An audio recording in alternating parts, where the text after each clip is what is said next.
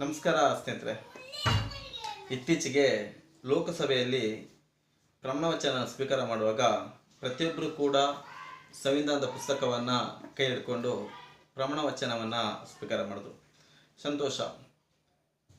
Election ಮುಗಿದು NDA ಸರ್ಕಾರ ರಚನೆ ಆಗುವ ಸಮಯದಲ್ಲಿ ನಮ್ಮ ದೇಶದ ಪ್ರಧಾನಮಂತ್ರಿಗಳು ಕೂಡ ಸಂವಿಧಾನದ ಪುಸ್ತಕವನ್ನು ಕೈ ಹಿಡ್ಕೊಂಡು ಅದಕ್ಕೆ ತಲೆಬಾಗಿ ನಮಸ್ಕಾರ ಮಾಡಿದ್ರು. ಇದೆಲ್ಲ ಉತ್ತಮವಾದಂಥ ವಿಚಾರವೇ.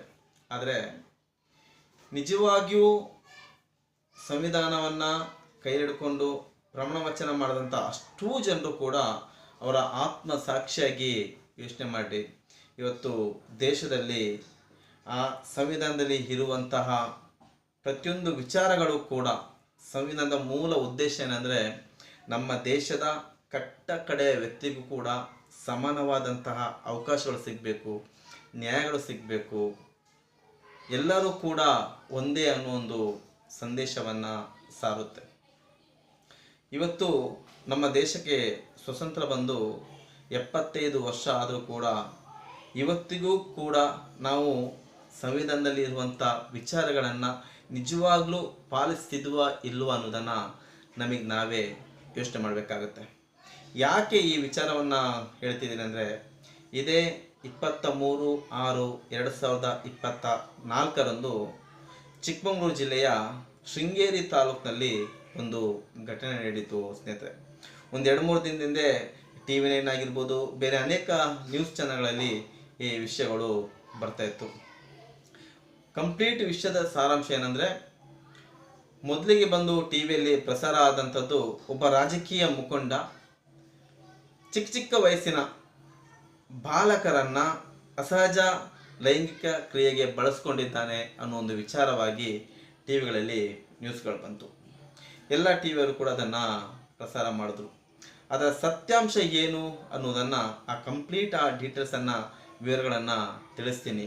ಈ ವಿಡಿಯೋನ ಪೂರ್ತಿಯಾಗಿ ಕೇಳಿಸ್ತೀನಿ. 23/6/2024 ನಮ್ಮ ಕರುನಾಡ ಸೇವಕರ ಪಕ್ಷದ ರಾಜ್ಯಾಧ್ಯಕ್ಷರಾದಂಥ ಶಬರೀಶ್ ಅವರಂಥ ಒಂದು ಜೆರಾಕ್ಸ್ ಶಾಪ್ ಇದೆ ಶೃಂಗೇರಿಯಲ್ಲಿ. ಆ ಶೃಂಗೇರಿಗೆ ಒಂದು 2 ಹುಡುಗರು ಬರ್ತಾರೆ. ಬಂದು ಅವರಿಗೆ ಆದಂತಹ ದೌರ್ಜನ್ಯವನ್ನು ಅವ್ರ ಹತ್ರ ಹೇಳ್ತಾರೆ. ಈ ರೀತಿ ನಮಗೊಬ್ಬ ರಾಜಕೀಯ ಮುಖಂಡನಿಂದ ನಮಗೆ ಈ ರೀತಿ ದೌರ್ಜನ್ಯ ಆಗಿದೆ, ಅವ್ರು ನಮ್ಮನ್ನು ಬಳಸ್ಕೊಂಡಿದ್ದಾರೆ, ನಮಗೆ ಸಿಗರೇಟ್ ಸೇದಿಸಿದ್ರು, ಮತ್ತು ಇನ್ನು ಅನೇಕ ರೀತಿಯಾದಂಥ ಲೈಂಗಿಕ ಕ್ರಿಯೆಗಳಲ್ಲಿ ನಮಗೆ ಒಪ್ಪಿಗೆ ಇಲ್ಲದರೂ ಕೂಡ ನಮ್ಮನ್ನು ಒತ್ತಾಯಪೂರ್ವಕವಾಗಿ ಬಳಸ್ಕೊಂಡಿದ್ದಾರೆ ಅನ್ನುವಂಥ ವಿಚಾರಗಳನ್ನು ಶಬರೀಶ್ ಹತ್ರ ಆ ಹುಡುಗರು ಹೇಳ್ತಾರೆ. ಆ ಹುಡುಗರು ಹೇಳಿದಂತಹ ವಿಚಾರಗಳು ಬಂದು CCTVಯಲ್ಲಿ ರೆಕಾರ್ಡ್ ಆಗಿರುತ್ತೆ. ಆ CCTV ರೆಕಾರ್ಡ್ ಆದ ನಂತರ ಇವರು ಮತ್ತೆ ಈ ಶಬರೀಶ್ ಅನ್ನೋರು ಅವ್ರ ಹತ್ರ ಕೇಳ್ತಾರೆ, ನಿಜವಾಗ್ಲೂ ನಿಮ್ಗೆ ಈ ರೀತಿ ಆಗಿದ್ರೆ ನೀವು ನಮ್ಮ ಹತ್ರ ಬಂದು ಹೇಳ್ಕೊಂಡಿದ್ದೀರಿ, ಪೊಲೀಸ್ ಸ್ಟೇಷನ್ಗೆ ಹೋದಾಗ ಪೊಲೀಸರ ಮುಂದೆ ಇದೇ ರೀತಿ ನೀವು ಇದನ್ನು ಹೇಳ್ತೀರಾ ಅಂತ. ಹೌದು, ಖಂಡಿತ ನಾವು ಎಲ್ಲಿ ಬೇಕಾದರೂ ಹೇಳ್ತೀವಿ ಅನ್ನುವಂಥ ಆ ಹುಡುಗರು ಕೊಟ್ಟ ಹೇಳಿಕೆ ಕೂಡ ಆ CCTVಯಲ್ಲಿ ರೆಕಾರ್ಡ್ ಆಗಿದೆ. ಮತ್ತು ಅದೊಂದು ವಿಡಿಯೋವನ್ನು ಕೂಡ ಶಬರೀಶ್ ಅವರು ಮಾಡಿದರು. ನಂತರ ಆ ಹುಡುಗರನ್ನ ಕರ್ಕೊಂಡು ಇವರು ಪೊಲೀಸ್ ಸ್ಟೇಷನ್ಗೆ ಹೋಗ್ತಾರೆ. ರಾತ್ರಿ 9:00 23/6/2024 ರಾತ್ರಿ 9:00 ಶೃಂಗೇರಿ ಪೊಲೀಸ್ ಸ್ಟೇಷನ್ಗೆ ಹೋಗ್ತಾರೆ. ಸರ್, ಇವರಿಗೆ ಈ ರೀತಿ ಅನ್ಯಾಯವಾಗಿದೆ, ದೌರ್ಜನ್ಯ ಆಗಿದೆ, ಇವರಿಂದ ಕಂಪ್ಲೇಂಟನ್ನು ತಗೊಳ್ಳಿ ಅಂತ. ಪೊಲೀಸವರು ಆ ಕ್ಷಣಕ್ಕೆ ಕಂಪ್ಲೇಂಟನ್ನು ತಗೊಳ್ಳಲ್ಲ. ಕಾರಣ, ಆ ದೌರ್ಜನ್ಯ ಆದಂಥ ವ್ಯಕ್ತಿ ಯಾರಂದರೆ ಒಂದು ದೊಡ್ಡ ಪಕ್ಷದ ಒಬ್ಬ ಪ್ರಮುಖ ಮುಖಂಡ, ಆ ತಾಲೂಕಿನಲ್ಲಿ ಸ್ವಲ್ಪ ಹೆಸರುವಾಸಿಯಾದಂಥ ವ್ಯಕ್ತಿ. ಅದನ್ನು ಯೋಚನೆ ಮಾಡಿದ ನಂತರ ಆ ಪ್ರಕರಣವನ್ನು ದಾಖಲಿಸಿಕೊಳ್ಳದೆ ಅವ್ರ ಕಡೆಯೂ ಕರೆಸ್ತಾರೆ. ರಾತ್ರಿ 3:30 ಗಂಟೆವರೆಗೂ ಸ್ಟೇಷನ್ನಲ್ಲಿ ಇವರನ್ನು ಕೂರಿಸಿ ಇವರ ಕಂಪ್ಲೇಂಟನ್ನು ಕೊಡಬೇಡಿ, ಇನ್ನು ಅನೇಕ ರೀತಿಯಾದಂಥ ವಿಚಾರವನ್ನು ಶಬರೀಶ್ ಅವರು ನಮಗೆ ಹೇಳಿದ್ರು. ಬಟ್ ಅದು ಅವ್ರು ಹೇಳಿದಂಥ ವಿಷಯಗಳೆಲ್ಲ ನಾನು ಇಲ್ಲಿ ಪ್ರಸ್ತಾಪ ಮಾಡ್ಕೋವಲ್ಲ, ಕಂಪ್ಲೇಂಟನ್ನು ತಗೊಳ್ಳಲ್ಲ. ಒಟ್ಟಿನಲ್ಲಿ ರಾತ್ರಿ 3:30 ಗಂಟೆವರೆಗೂ 3:30 ಗಂಟೆಗೆ ಆ ಬಾಲಕರ ತಂದೆ ತಾಯಿನ ಕರೆಸಿ ಅವರಿಂದ ಹೇಳಿಕೆ ಪಡೆದು ಮತ್ತೆ ಆ ಆಪೋಸಿಟ್ ಯಾರು ಅವ್ರು ದೌರ್ಜನ್ಯ ಎಸಗಿದ್ದಾರೆ ಅವ್ರ ಕಡೆಯವ್ರನ್ನ ಕರೆಸಿ ರಾಜಿ ಮಾಡಿಸಿ ಇವರನ್ನು ಕಳಿಸಿದಂಥ ಮರುದಿವಸ ಶಬರೀಶ್ ಅವರು ನನಗೊಂದು 10:00 ಆ ವಿಡಿಯೋವನ್ನು ನನ್ನ ಮೊಬೈಲ್ಗೆ ಕಳಿಸ್ತಾರೆ. ಈ ರೀತಿ ಅಣ್ಣ ಪೊಲೀಸರು ಕಂಪ್ಲೇಂಟ್ ತಗೊಳ್ಳಿಲ್ಲ, ಈ ರೀತಿ ಹುಡುಗರಿಗೆ ದೌರ್ಜನ್ಯ ಆಗಿದೆ ಅಂತ. ನಾನಾಗ ಅವ್ರಿಗೆ ಹೇಳ್ತೀನಿ, ಮಕ್ಕಳ ವಿಚಾರ ಸ್ವಲ್ಪ ಹುಷಾರಾಗಿ ಇರು, ಹೇಳೋಕ್ಕಾಗಲ್ಲ ಚಿಕ್ಕ ಮಕ್ಕಳದು ಅಂತ. ಸರಿ, ನನ್ನ ಹತ್ರ ಹೇಳಿ ಇವರು ಇದನ್ನು ದೊಡ್ಡ ಆಫೀಸರ್ಗಳಿಗೆ, ಹೈಯರ್ ಆಫೀಸರ್ಗಳಿಗೆ ತಿಳಿಸ್ಬೇಕು ಅಂತ ಶೃಂಗೇರಿಯಿಂದ ಚಿಕ್ಕಮಗಳೂರಿಗೆ ಪ್ರಯಾಣ ಪ್ರಾರಂಭ ಮಾಡ್ತಾರೆ. ಆ ಪ್ರಯಾಣ ಪ್ರಾರಂಭ ಮಾಡುವಷ್ಟರಲ್ಲಿ ಆ ಹುಡುಗರು ಶಬರೀಶ್ ಅವ್ರ ಜೊತೆ ಬಂದು ಅವ್ರಿಗಾದಂಥ ದೌರ್ಜನ್ಯ ಹೇಳಿಕೊಂಡು ಶಬರೀಶ್ ಅವರು ಪೊಲೀಸ್ ಸ್ಟೇಷನ್ ಕರ್ಕೊಂಡೋಗಿ ಪ್ರಕರಣ ದಾಖಲಿಸ್ಕೊಳ್ಳಿ ಅಂತ ಪೊಲೀಸ್ ಅವರಿಗೆ ಮನವಿ ಮಾಡಿದ್ರು ಕೂಡ ಪೊಲೀಸರು ಪ್ರಕರಣವನ್ನು ದಾಖಲಿಸ್ಕೊಳ್ಳದೆ ಅವ್ರನ್ನ ಕಳಿಸ್ಕೊಂಡಿರ್ತಾರೆ. ಸೊ ಮರುದಿನ ಆ ಮಕ್ಕಳು ಮತ್ತು ತಂದೆ ತಾಯಿಗಳು ಬಂದು, ಅವ್ರ ಕಡೆಯವರು ಬಂದು ಶಬರೀಶ್ ಅವ್ರ ಮೇಲೇ ದೂರನ್ನು ನೀಡ್ತಾರೆ. ರಾಜಕೀಯ ದ್ವೇಷಕ್ಕಾಗಿ ಅವ್ರ ಮೇಲೆ ಸೇಡು ತೀರಿಸ್ಕೊಳ್ಳೋಕ್ಕೋಸ್ಕರ ನಮ್ಮಿಂದ ಈ ರೀತಿ ನಮಗೆ ದೌರ್ಜನ್ಯ ಆಗಿದೆ ಅಂತ ನೀವು ಹೇಳಬೇಕು ಅಂತ ಶಬರೀಶ್ ಅವರೇ ನಮಗೆ ಧಮಕಿಯನ್ನು ಹಾಕಿದ್ರು, ಎದುರಿಸಿದ್ರು ಅಂಥೇಳಿ ಉಲ್ಟಾ ಶಬರೀಶ್ ಅವ್ರ ಮೇಲೆ ಕಂಪ್ಲೇಂಟು ದಾಖಲಾಗುತ್ತೆ. ಆ ಕಂಪ್ಲೇಂಟ್ ಕೊಟ್ಟ ತಕ್ಷಣ ಪೊಲೀಸವ್ರಿಗೆ ಎಲ್ಲ ವಿಷಯ ಗೊತ್ತಿದ್ರು ಕೂಡ ಶಬರೀಶ್ ಅವರು ಕೊಡೋಕೋದಂಥ ಕಂಪ್ಲೇಂಟನ್ನು ಸ್ವೀಕರಿಸದೆ ಇವರು ಕೊಟ್ಟಂಥ ಕಂಪ್ಲೇಂಟನ್ನು ದಾಖಲಿಸಿಕೊಂಡು ಶಬರೀಶ್ ಅವರು ಹೈಯರ್ ಆಫೀಸರನ್ನು ಮೀಟ್ ಮಾಡೋಕ್ಕೆ ಚಿಕ್ಕಮಗಳೂರು ಬರೋಕ್ಕಿಂತ ಮುಂಚೆನೇ ಅವರನ್ನು ಅರೆಸ್ಟ್ ಮಾಡ್ತಾರೆ. ಅವ್ರನ್ನ ಅರೆಸ್ಟ್ ಮಾಡಿದ ನಂತರ ಕೋರ್ಟಿಗೆ ಮರುದಿನ ತಗೊಂಡೋಗಿ ನ್ಯಾಯಾಧೀಶರ ಮುಂದೆ ನಿಲ್ಲಿಸ್ತಾರೆ. ಮತ್ತೆ ಇವರು ತನಿಖೆಗೆ ಪಡೀತಾರೆ. 2 ದಿನಗಳ ತನಿಖೆ ಮಾಡಿದ ನಂತರ ನಿನ್ನೆ 26ನೇ ತಾರೀಕು ಮೊನ್ನೆ ತಗೊಂಡೋಗಿ ಅವರನ್ನು ನ್ಯಾಯಾಂಗ ಬಂಧನದಲ್ಲಿ 15 ದಿನ ಚಿಕ್ಕಮಗಳೂರು ಜೈಲಲ್ಲಿ ಇಟ್ಟಿದ್ದಾರೆ. ನೋಡಿ, ಇಬ್ಬರು ಸಂತ್ರಸ್ತರು ಹುಡುಗರು ಬರ್ತಾರೆ, ಅವರಿಗೆ ನ್ಯಾಯ ಕೊಡಿಸ್ಬೇಕು ಅಂತ ಇವರು ಮುಂದೆ ಬರ್ತಾರೆ. ದೌರ್ಜನ್ಯವಾದವನು ಇಲ್ಲಿ ಎಲ್ಲೂ ಬರೋದೇ ಇಲ್ಲ. ನ್ಯಾಯ ಕೊಡಿಸ್ಬೇಕು ಹೋದವನನ್ನೇ ಅಪರಾಧಿಯನ್ನು ಮಾಡಿ ಇವತ್ತು ಜೈಲಲ್ಲಿದ್ದಾರೆ. ಇದು ನಮ್ಮ ಸಂವಿಧಾನಕ್ಕೆ ಕೊಡುವಂತಹ ಬೆಲೆನ ಯೋಚನೆ ಮಾಡಬೇಕು.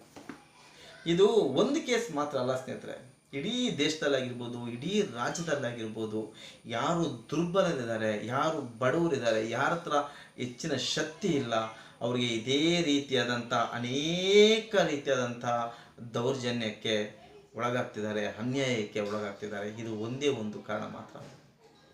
ಇಲ್ಲಿ ಯಾರ್ಯಾರ್ದು ತಪ್ಪಿದೆ? ಆ ಪ್ರಭಾವಿ ರಾಜಕಾರಣಿ ಆಗಿರ್ಬೋದು, ಅವ್ರ ಕಡೆ ಆಗಿರ್ಬೋದು, ಇಲ್ಲ ಸ್ಥಳೀಯ MLA ಆಗಿರ್ಬೋದು, ಪೊಲೀಸರ ಮೇಲೆ ಅವರ ಅಧಿಕಾರನ ಉಪಯೋಗವನ್ನು ಮಾಡಿ ಅವರನ್ನು ಬಚಾವ್ ಮಾಡೋಕ್ಕೋಸ್ಕರ ಒಬ್ಬ ನಿರಪರಾಧಿಯನ್ನು ಅಪರಾಧಿ ಸ್ಥಾನದಲ್ಲಿ ಕೂರಿಸಿದಂಥ ಅಧಿಕಾರಿಗಳು, ನಮ್ಮ ವ್ಯವಸ್ಥೆ. ಇದರಿಂದ ನಿಜವಾಗ್ಲೂ ನಮ್ಮ ದೇಶಕ್ಕೆ ಇಂಥ ವ್ಯವಸ್ಥೆಯಿಂದ, ಇಂಥ ಪದ್ಧತಿಯಿಂದ, ಇಂಥ ದಬ್ಬಾಳಿಕೆಯಿಂದ, ಇಂಥ ಅಧಿಕಾರ ದುರುಪಯೋಗದಿಂದ ನಿಜವಾಗ್ಲೂ ನಮ್ಮ ದೇಶದ ಕಟ್ಟ ಕಡೆಯ ವ್ಯಕ್ತಿಗಾಗಿರ್ಬೋದು, ಬಡವ್ರಿಗಾಗಿರ್ಬೋದು, ಮಧ್ಯಮ ವರ್ಗದವ್ರಿಗಾಗಿರ್ಬೋದು ನ್ಯಾಯ ಸಿಗೋಕ್ಕೆ ಸಾಧ್ಯನಾ? ಅದಕ್ಕಿಂತ ಮುಂಚೆ ಶಬರೀಶ್ ಅವರು ಸ್ಥಳೀಯ ಶಾಸಕರ ವಿರುದ್ಧವಾಗಿರ್ಬೋದು, ಇಲ್ಲ ಬೇರೆ ಪಕ್ಷಗಳ ವಿರುದ್ಧ, ಅನ್ಯಾಯದ ವಿರುದ್ಧವಾಗಿ ಅವರು ಅನೇಕ ಹೋರಾಟಗಳನ್ನು ಮಾಡಿರ್ತಾರೆ. ಆ ಅನೇಕ ಹೋರಾಟಗಳ ಆ ದ್ವೇಷ ರಾಜಕಾರಣ ಇವತ್ತು ಆ ರಾಜಕೀಯ ಮುಖಂಡರ ಬಗ್ಗೆ ಆ ಮಕ್ಕಳೇ ಸ್ವತಃವಾಗಿ ಹೇಳಿರುವಂತಹ ವಿಡಿಯೋವನ್ನು ಅನೇಕ ಯೂಟ್ಯೂಬ್ ಚಾನಲ್ ಆಗಿರ್ಬೋದು, TV ಚಾನಲ್ಗಳು ಪ್ರಸಾರ ಆಗಿದೆ. ಆದರೆ ಕ್ಲಿಯರ್ ಕಟ್ಟಾಗಿ ಆ ಹುಡುಗರು ಹೇಳಿದ್ದಾರೆ, ಎಲ್ಲಿ ನಮಗೆ ದೌರ್ಜನ್ಯ ಆಯಿತು, ಯಾವ ಸಮಯದಲ್ಲಿ ನಮಗೆ ದೌರ್ಜನ್ಯ ಮಾಡಿದ್ರು. ಈ ಕಂಪ್ಲೀಟ್ ಕೇಸನ್ನು ಇದು ಕಂಪ್ಲೀಟಾಗಿ ಉಲ್ಟಾ, ಇದಿಷ್ಟು ಕೂಡ ಶಬರೀಶ್ ಅವರೇ ಹೇಳಿಕೆ ನೀಡಿರುವಂಥ ರೀತಿಯಲ್ಲಿ ಇಡೀ ಒಂದು ಪ್ರಕರಣವನ್ನೇ ಉಲ್ಟಾ ಮಾಡ್ತಿದೆ. ಅಂದರೆ ಇದು ನಮ್ಮ ಭಾರತ ದೇಶದ, ನಮ್ಮ ಕರ್ನಾಟಕದಲ್ಲಿ ಚಿಕ್ಕಮಗಳೂರು ಜಿಲ್ಲೆಯಲ್ಲಿ ಶೃಂಗೇರಿ ತಾಲೂಕಿನಲ್ಲಿ ಇಂಥದ್ದೊಂದು ಘಟನೆ ನಡೆದಿದೆ ಅಂದರೆ ಇದರ ಬಗ್ಗೆ ಯಾರಾದರೂ ಒಬ್ಬರಾದರೂ ಇವತ್ತವರೆಗೂ ಧ್ವನಿ ಎತ್ತಿದ್ರ ಸ್ನೇಹಿತರೆ? TV ಮಾಧ್ಯಮದಲ್ಲೂ ಕೂಡ, TV 9ನಲ್ಲೇ ಕೂಡ ಅದೇ ರೀತಿ ಉಲ್ಟಾ ತೋರಿಸಿದ್ರು. ಶಬರೀಶ್ ಅವರೇ ಅಪರಾಧಿ, ಶಬರೀಶ್ ಅವರೇ ಇದನ್ನು ಮಾಡಿದ್ರು ಅನ್ನೋ ರೀತಿಯಲ್ಲಿ ಆ ನ್ಯೂಸ್ ಚಾನಲ್ ತೋರಿಸಿದ್ರು. ಅವ್ರದ್ದೇನು ತಪ್ಪಿಲ್ಲ, ಅವ್ರಿಗೆ ಆ ರೀತಿ ಹೇಳಿಕೆ ಕೊಟ್ಟಿರ್ತಾರೆ. ಪೊಲೀಸರು ಕೊಟ್ಟಿದ್ದಾರೋ, ಇಲ್ಲ ರಾಜಕಾರಣ ಕೊಟ್ಟಿದ್ದಾರೋ, ಯಾರು ಕೊಟ್ಟಿದ್ದಾರೋ ಅವರು ಸತ್ಯ ಏನು ಅಂತ ಒಂದು ನೀಟಾಗಿ ಅವ್ರು ಯೋಚನೆ ಮಾಡಿದ್ರೆ ಅವ್ರು ಕೊಟ್ಟಿದ್ದನ್ನು ಅವರು ಪ್ರಸಾರ ಮಾಡಿದ್ದಾರೆ. ಸತ್ಯ ಇದು. ಆದರೆ ಅಲ್ಲಿ ದೌರ್ಜನ್ಯಕ್ಕೆ ಒಳಗಾದಂಥ ವ್ಯಕ್ತಿಗಳು, ಹುಡುಗರು ಬರೀ ಇಬ್ಬರು ಮಾತ್ರ ಮುಂದೆ ಬಂದಿರೋದು. ಇನ್ನು ಅನೇಕ ಜನ ಹುಡುಗರು ಇರ್ಬೋದು. ಈ ರೀತಿ ನ್ಯಾಯ ಕೊಡಿಸೋಕೆ ಹೋದವರನ್ನೇ ಒಳಗಾಕಿದ್ದಾರೆ, ಬಂಧಿಸಿದ್ದಾರೆ ಅಂದರೆ ಇನ್ನು ನಮಗೆಲ್ಲಿ ನ್ಯಾಯ ಸಿಗೋಕ್ಕೆ ಸಾಧ್ಯ ಅನ್ನೋ ಒಂದು ಯೋಚನೆ ಆ ಮಕ್ಕಳಿಗೆ ಬಂದು ಇಂಥ ಪ್ರಕರಣಗಳು ಬೆಳಕಿಗೆ ಬರೋಕ್ಕೆ ಸಾಧ್ಯನಾ? ಅಪರಾಧಿಗಳಿಗೆ ಶಿಕ್ಷೆ ಆಗೋಕ್ಕೆ ಸಾಧ್ಯನಾ ಅನ್ನೋದನ್ನು ನಾವು ಯೋಚನೆ ಮಾಡಬೇಕು. ಈ ರೀತಿ ವಿಷಯಗಳು ನನಗೆ ಗೊತ್ತಾದ ಕೂಡಲೇ ಮತ್ತೆ ಇಮಿಡಿಯೇಟ್ಲಿ ನಮ್ಮ ಕರುನಾಡ ಸೇವಕರ ಪಕ್ಷದಿಂದ ನಾವು ಚಿಕ್ಕಮಗಳೂರು ಜಿಲ್ಲೆಗೆ ತೆರಳಿದ್ವಿ. ಅಲ್ಲಿಗೆ ಹೋದ ನಂತರ DC ಅವರ ಗಮನಕ್ಕೆ ಈ ಪ್ರಕರಣವನ್ನು ತಂದ್ವಿ. ASP ಅವರ ಗಮನಕ್ಕೆ ಈ ಪ್ರಕರಣವನ್ನು ತಂದ್ವಿ. SP ಅವರ ಗಮನಕ್ಕೆ ತರಬೇಕು ಅಂತ ಹೋದ್ವಿ. SP ಅವರು ನಮಗೆ ಸಿಗಲಿಲ್ಲ. ASP ಅವರ ಗಮನಕ್ಕೆ ಈ ವಿಚಾರವನ್ನು ತಂದ್ವಿ. ಲೋಕಾಯುಕ್ತರಿಗೂ ಕೂಡ ಈ ವಿಚಾರವನ್ನು ತಂದ್ವಿ. ಸರ್, ಈ ರೀತಿಯಾಗಿದೆ, ಪೊಲೀಸರಿಂದ ಅವರ ಕರ್ತವ್ಯ ದುರುಪಯೋಗ ಪಡಿಸ್ಕೊಂಡಿದ್ದಾರೆ, ದಯವಿಟ್ಟು ಇದ್ರ ಬಗ್ಗೆ ತನಿಖೆ ಮಾಡಿ ಒಂದು ನ್ಯಾಯ ಕೊಡಿಸಿ ಅಂತ ಅವ್ರಿಗೂ ಕೂಡ ಮನವಿ ಮಾಡ್ಕೊಂಡ್ವಿ. ಆದರೆ ಈ ಮನವಿಗಳೆಲ್ಲ ನಿಜವಾಗ್ಲೂ ಕೆಲಸಕ್ಕೆ ಬರುತ್ತಾ, ಅವ್ರು ನಿಜವಾಗ್ಲೂ ಇದನ್ನು ತಗೊಂಡು ಸತ್ಯ ಯಾವುದು ಸುಳ್ಳು ಯಾವುದು ಅನ್ನೋದ್ರ ಬಗ್ಗೆ ಚರ್ಚೆ ಮಾಡ್ತಾರ, ಅಲ್ಲಿ ಆ ರೀತಿಯಾದಂಥ ತನಿಖೆ ಮಾಡಿ ಅಂತ ಪೊಲೀಸವ್ರಿಗೆ ಸಲಹೆಯನ್ನು ನೀಡ್ತಾರ ಗೊತ್ತಿಲ್ಲ. ಮಕ್ಕಳ ಕಲ್ಯಾಣ ಅಭಿವೃದ್ಧಿ ಇಲಾಖೆಯವರು ಕರ್ಕೊಂಡೋಗಿ ಅವ್ರ ಬಗ್ಗೆ ಕೌನ್ಸಿಲಿಂಗ್ ಕೊಟ್ಟು ಅವ್ರ ಹತ್ರ ಹೇಳಿಕೆ ಪಡಿತಿದ್ದಾರೆ ಅನ್ನೋ ಒಂದು ವಿಷಯವನ್ನು ಕೇಳ್ಪಟ್ವಿ. ಆ ಮಕ್ಕಳು ಏನು ಹೇಳಿಕೆ ಕೊಟ್ಟರು ಏನೋ ಇದುವರೆಗೂ ಒಂದು ಗೊತ್ತಿಲ್ಲ. ಇನ್ನು 15 ದಿನಗಳ ಕಾಲ ಶಬರೀಶ್ ಅವರು ಜೈಲಲ್ಲಿ ಇರಬೇಕಾಗುತ್ತೆ. ಈ ರೀತಿ ಒಬ್ಬ ನ್ಯಾಯ ಕೊಡಿಸೋಕ್ಕೆ ಹೋದವನನ್ನೇ ನಮ್ಮ ಅಧಿಕಾರ ದುರುಪಯೋಗದಿಂದ ಆಗಿರ್ಬೋದು, ಕೆಲವು ಷಡ್ಯಂತ್ರದಿಂದ ಅಂಥವರೇ ಜೈಲಿಗೆ ಹೋಗ್ತಾರೆ ಅಂದರೆ ಯಾರು ತಾನೇ ಮುಂದೆ ಬರ್ತಾರೆ ಇನ್ನೊಬ್ಬರಿಗೆ ನ್ಯಾಯ ಕೊಡ್ಸೋಕ್ಕೆ? ಇನ್ನು ಆ ವ್ಯಕ್ತಿಯಿಂದ ದೌರ್ಜನ್ಯಕ್ಕೆ ಒಳಗಾದ ಅದೆಷ್ಟೋ ಜನ ಯುವಕರು ಇವತ್ತಿಗೂ ಕೂಡ ಕಣ್ಮರೆಯಾಗಿ ಒಳಗೊಳಗೆ ಕೊರತೆನೇ ಇರಬೇಕಾಗತ್ತೆ. ಆ ಹುಡುಗರು ಮುಂದೆ ಬರೋಕ್ಕೆ ಸಾಧ್ಯನಾ? ಪ್ರಕರಣ ವಿಚಾರ ಏನೋ ಆ ಮೂಲ ವಿಚಾರವನ್ನು ಆ ಕಡೆ ಮೂಲೆ ಗುಂಪು ಮಾಡಿ ಇಲ್ಲದೇ ಇರುವುದನ್ನು ಒಂದು ತಂದು ಕರ್ಕೊಂಡು ಬಂದರು, ಕಂಪ್ಲೇಂಟ್ ಕೊಡೋಕ್ಕೆ ಕರ್ಕೊಂಡು ಬಂದರು ಅನ್ನೋ ಒಂದೇ ಒಂದು ಪಾಯಿಂಟನ್ನು ಇಟ್ಕೊಂಡು ಪೋಕ್ಸೋ ಪ್ರಕರಣವನ್ನು ದಾಖಲು ಮಾಡಿ ಇವತ್ತು ಜೈಲಿಗೆ ಹಾಕ್ಬಿಟ್ಟಿದ್ದಾರೆ. ಆ ಹುಡುಗರು ಆ ರೀತಿ ಹೇಳಿದಾರಲ್ಲ, ನಿಜವಾಗ್ಲೂ ಇದರಲ್ಲಿ ಸತ್ಯ ಇರ್ಬೋದು, ಅದ್ರ ಬಗ್ಗೆ ಒಂದು ರೀತಿಯಾದಂಥ ಒಂದು ಕಡೆ ಎಲ್ಲಾದರೂ ತನಿಖೆ ಮಾಡೋಣ ಅನ್ನೋ ರೀತಿಯಲ್ಲಿ ಪ್ರಕರಣವನ್ನು ದಾಖಲಿಸ್ಕೊಂಡು ಆ ರಾಜಕೀಯ ಮುಖಂಡನನ್ನು ಕರೆಸಿ ತನಿಖೆ ಮಾಡೋದಾಗಿರ್ಬೋದು, ವಿಚಾರಣೆ ಮಾಡೋದಾಗಿರ್ಬೋದು. ಇನ್ನು ಈ ಹುಡುಗರನ್ನ ಅದ್ರ ಬಗ್ಗೆ ಏನು ಪೊಲೀಸರು ಕಲೆ ಹಾಕಿದ್ದಾರೆ ಮಾಹಿತಿಯನ್ನು ಇದುವರೆಗೂ ಗೊತ್ತಿಲ್ಲ ಸ್ನೇಹಿತರೆ. ಈ ರೀತಿ ನಮ್ಮ ಕಾನೂನಿನ ವ್ಯವಸ್ಥೆ ಆಗಿರ್ಬೋದು, ಅಧಿಕಾರಿಗಳು ಅಧಿಕಾರವನ್ನು ದುರುಪಯೋಗ ಮಾಡ್ತಿರೋದ್ರಿಂದ ಅದೆಷ್ಟೋ ಜನರಿಗೆ ಪೊಲೀಸವರು ಅಂದ್ರೇ ನಂಬಿಕೆನೇ ಹೊರಟೋಗುತ್ತೆ. ಪೊಲೀಸ್ ಸ್ಟೇಷನ್ ಮೆಟ್ಲತ್ತೋದೇ ಬೇಡ ಅನ್ನೋ ರೀತಿಯಲ್ಲಿ ಬರುತ್ತೆ. ಸಾಮಾನ್ಯ ಜನರು ಕೋರ್ಟ್ಗೆ ಹೋಗೋಕ್ಕಾಗೋದೇ ಇಲ್ಲ ಬಿಡಿ. ಸುಪ್ರೀಂ ಕೋರ್ಟ್ ಆಗಿರ್ಬೋದು, ಹೈಕೋರ್ಟ್ ಆಗಿರ್ಬೋದು, ಸಣ್ಣ ನ್ಯಾಯಾಲಯಕ್ಕೆ ಹೋಗೋಕ್ಕಾಗೋದಿಲ್ಲ. ಅಷ್ಟು ದುಡ್ಡುಗಳಿಲ್ಲ, ಲಾಯರ್ ತಗೊಳ್ಳೋಷ್ಟು ದುಡ್ಡಿಲ್ಲ. ಇನ್ನು ಓದು ಕೂಡ ಯಾರು ವರ್ಷಗಟ್ಟಲೆ ನಡೀತಾರೆ. ಈ ರೀತಿ ಇಂಥ ಒಂದು ಪರಿಸ್ಥಿತಿಯಲ್ಲಿ ನಮ್ಮ ದೇಶ ಇವತ್ತಿಗೂ ಕೂಡ ಇದೆ. ಇದು ಕೇವಲ ಭಾರತ ದೇಶದ ಕರ್ನಾಟಕ ರಾಜ್ಯದ ಚಿಕ್ಕಮಗಳೂರು ಜಿಲ್ಲೆಯ ಶೃಂಗೇರಿ ತಾಲೂಕಿನಲ್ಲ ಸ್ನೇಹಿತರೆ, ಇಡೀ ದೇಶದಲ್ಲಿರುವಂಥ ಪ್ರತಿಯೊಬ್ಬರ ಬಡವರ ಸ್ಥಿತಿನೂ ಇದೇ ಆಗಿದೆ. ಯಾಕೆ ಹೇಳ್ತಿದ್ದಾರೆ ಅಂದರೆ, ಮೊನ್ನೆ ಲೋಕಸಭೆಗೆ ಆಯ್ಕೆ ಆದಂಥ ಅಷ್ಟೂ ಜನರು ಕೂಡ ಸಂವಿಧಾನವನ್ನು ಕೈಲಿಟ್ಕೊಂಡು ಪ್ರಮಾಣ ವಚನ ಸ್ವೀಕಾರ ಮಾಡಿದಾಗ ನನಗಿಂತ ಘಟನೆ ಒಂದು ಕಡೆ ನಡೀತಿದೆ, ಈ ಕಡೆ ಅವರು ಸಂವಿಧಾನ ಕೈಲಿಟ್ಕೊಂಡು ಪ್ರಮಾಣ ವಚನ ಸ್ವೀಕಾರ ಮಾಡ್ತಿದ್ದಾರೆ. ನನಗೆ ನಗು ಬಂತು. ತಳಮಟ್ಟದಲ್ಲಿ ಈ ರೀತಿಯಾದಂಥ ಸಮಸ್ಯೆಗಳಿರಬೇಕಾದ್ರೆ ಇದನ್ನು ಸರಿಪಡಿಸೋಕೆ ಆಗದೇ ಇರುವ ಸ್ಥಿತಿಯಲ್ಲಿ ಇವತ್ತು ರಾಜಕೀಯ ನಾಯಕರುಗಳು ತಲುಪಿದ್ದಾರೆ, ಕಾನೂನುಗಳು ತಲುಪಿದೆ. ಇನ್ನು ಹೇಗೆ ತಾನೇ ಭರವಸೆ ಬರೋಕ್ಕೆ ಸಾಧ್ಯ ಬಿಡೋರಿಗೆ? ಯಾವುದೇ ಟಿ ವಿ ಚಾನಲ್ಗಳು ಇದ್ರ ಬಗ್ಗೆ ಪ್ರಸಾರ ಮಾಡೋದು ಇಲ್ಲ. ಯಾಕಂದರೆ ಅವ್ರಿಗೆ ನೋಡ್ತಾರೆ ಯಾರು ವ್ಯಕ್ತಿ ಯಾರು, ಅವ್ನ ಪವರ್ ಏನು, ಅವ್ನು ಏನಿಲ್ವಾ, ಅದು ಮಾಡಿ ನಮಗೇನಿದೆ. ಇದೀಗ ಉದಾಹರಣೆಗೆ ನಾವೇ ಇದ್ದೀವಿ, ನಾವು ಎಷ್ಟೋ ಹೋರಾಟಗಳನ್ನು ಮಾಡಿದ್ದೀವಿ. ಸೊ ನಾವು ಪ್ರೆಸ್ ನೋಟ್ಗಳು ಕೊಟ್ಟಾಗ ಯಾವುದೇ ಒಂದು ದೊಡ್ಡ ಚಾನಲ್ಗಳು ಅಲ್ಲಿ ಬರಲ್ಲ. ಯಾವುದೋ ಒಂದು 4-5 ಯೂಟ್ಯೂಬ್ಗಳು ಅವರು ಬರ್ತಾರೆ, ಅವರು ಬಂದಾಗ 1,000 ಕೊಡಿ, 2,000 ಕೊಡಿ, 3,000 ಕೊಡಿ ಅಂತ ಹೋರಾಟಗಾರ ಜೊತೆ ನಮ್ಮ ಹತ್ರನೇ ದುಡ್ಡು ಇಸ್ಕೊಂಡು ಏನೋ ಒಂದು ಹಾಕೋದನ್ನು ನಾನು ಗಮನಿಸಿದ್ದೇನೆ. ಅದಕ್ಕೆ ನಾನು ಈ ಟಿ ವಿ ಚಾನಲು ಪತ್ರಿಕೆಗಳಂದರೆ ಅದ್ರ ಕಡೆ ತಲೆನೇ ಹಾಕಲ್ಲ. ಅವ್ರುಗಳ ಬುದ್ಧಿ ಏನಂತ ಗೊತ್ತು ನಮಗೆ, ಅವ್ರು ಯಾರ ಪರವಾಗಿ ಇರ್ತಾರೆ ಅನ್ನೋದು ಗೊತ್ತು. ಯಾಕೆ ಇದೇ ದಕ್ಷಿಣ ಕನ್ನಡ ಜಿಲ್ಲೆಯಿಂದ ಲೋಕಸಭಾ ಚುನಾವಣೆಗೆ ನಾನು ಸ್ಪರ್ಧೆ ಮಾಡಿ ಸಾಧಾರಣ 22 ದಿನ ಏಕಾಂಗಿಯಾಗಿ ಒಬ್ಬನೇ ಇಡೀ ಜಿಲ್ಲೆಯಲ್ಲಿ ಒಬ್ಬನೇ ಪ್ರಚಾರ ಮಾಡಿದೆ, ಮನೆಗೆ ಹೋಗಿ ವೋಟ್ ಕೇಳಿದೆ. ಯಾರಾದರೂ ಒಂದು ಟಿ ವಿ ಚಾನಲ್ ಇಂಥ ಒಂದು ಪ್ರಯತ್ನವನ್ನು ಈ ವ್ಯಕ್ತಿ ಮಾಡ್ತಿದ್ದಾರೆ ಅಂತ 10 ಸೆಕೆಂಡ್ ಹಾಕಿರಲಿ, ಇಲ್ಲ ಯಾವುದೊಂದು ಪತ್ರಿಕೆಯಲ್ಲಿ ಒಂದು 4 ಸಾಲುಗಳು ಬಂದಿರಲಿ, ಸಾಧ್ಯನೇ ಇಲ್ಲ.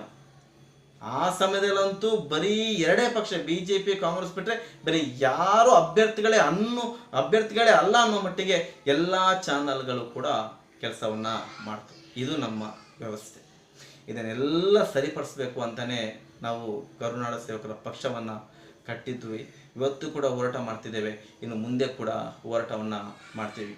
ನಮ್ಮ ರಾಜ್ಯಾಧ್ಯಕ್ಷರಾದಂಥ ಶಬರೀಶ್ ಅವರು ಯಾವತ್ತು ಹೊರಗೆ ಬರ್ತಾರೆ ಅಂತ ಹೇಳೋಕ್ಕಾಗಲ್ಲ. ಅವರು ಬಂದ ನಂತರ ಮತ್ತು ನಿರಂತರವಾಗಿ ನಮ್ಮ ಹೋರಾಟ ಮುಂದುವರಿಯುತ್ತೆ. ಅವರು ಬಂದ ನಂತರ ಕೂಡ ಅವರನ್ನೇ ಕೂರಿಸಿ ಆದಂಥ ಸತ್ಯ ಘಟನೆಗಳನ್ನು ನಿಮ್ಮ ಮುಂದೆ ಮತ್ತೆ ತರ್ತೀವಿ. ನಮಸ್ಕಾರ ಸ್ನೇಹಿತರೆ.